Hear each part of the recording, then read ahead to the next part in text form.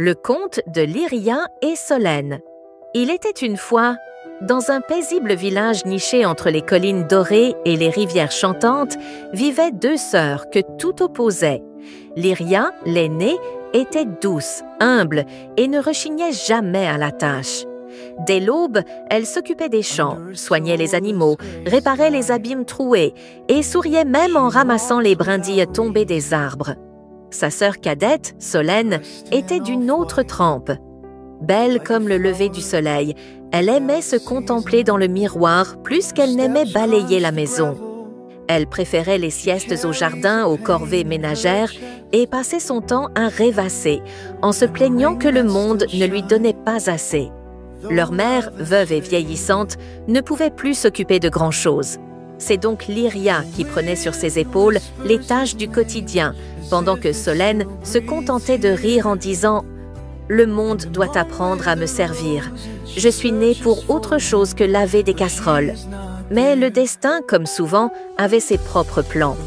Le jour où tout changea, un matin d'hiver, leur mère affaiblie murmura à Lyria « Prends ce vieux fuseau et va filer un peu de laine au bord de la rivière. Peut-être y trouveras-tu ta chance. » Lyria obéit sans poser de questions. Mais au moment où elle filait, le fuseau glissa de ses mains et tomba dans l'eau glacée. Elle hésita, puis sauta courageusement pour le récupérer. Mais au lieu de ressortir à la surface, elle trouva un monde souterrain, enchanté, plein de lumières étranges et de voix douces. Une vieille femme à la chevelure d'argent l'accueillit. « Te voilà chez moi, jeune âme. Si tu veux repartir, il te faudra m'aider dans mes tâches. » Lyria accepta. Elle lava les draps de nuages, aéra les souffles du vent, nourrit les oiseaux de neige et frotta les marches de lune sans jamais se plaindre. Chaque soir, la vieille femme lui souriait d'un air attendri. Au bout de quelques jours, elle lui dit « Tu peux rentrer chez toi, Lyria, mais prends cette cape. Elle ne brille pas, mais elle te protégera toujours. » Quand Lyria franchit la dernière marche, une pluie d'or tomba sur elle. Elle retrouva son village et tout le monde fut ébloui par sa sagesse et la paix qu'elle semblait porter. À ce moment de l'histoire, si cette histoire t'inspire, pense à liker cette vidéo et à t'abonner pour ne manquer aucun conte magique. Un petit geste pour toi, mais un grand soutien pour nous, le destin de Solène. Voyant la pluie d'or tomber sur sa sœur, Solène, folle de jalousie, courut jeter son propre fuseau dans la rivière, espérant vivre la même aventure. Elle se laissa tomber dans l'eau et arriva elle aussi dans le monde souterrain. La vieille femme aux cheveux d'argent lui fit la même proposition.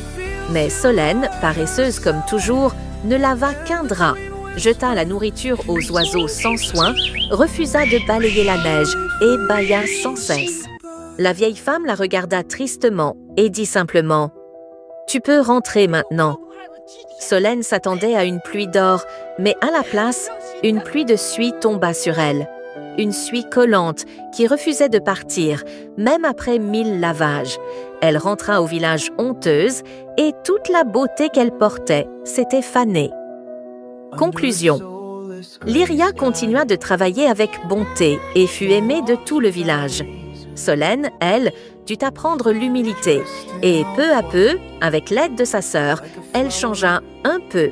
Morale de l'histoire, le travail bien fait n'est jamais vain. Il forge l'âme, révèle la beauté invisible et tisse le respect autour de soi. La paresse promet le confort, mais ne mène qu'au vide. Merci d'avoir écouté cette histoire. Si elle t'a plu, partage-la, aime et surtout abonne-toi pour d'autres contes riches en émotions et en leçons. À très bientôt pour une nouvelle aventure. And among withered roses she searches for him, but he is not there.